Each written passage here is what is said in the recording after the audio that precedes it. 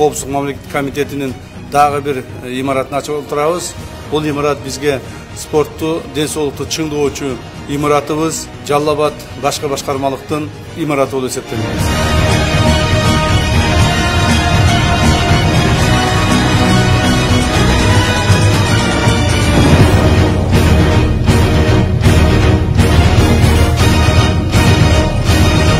Урматтуу президентибиз Кыргыз Республикасынын куралдуу күчтөрүнүн башкы кол башчысы Садыр Кожоевичтин түздөн-түз кийлигишүүсү негизинде, түздөн-түз берген көрсөтмөлөрү негизинде мына ушундай иш-чаралар аткарып отурат.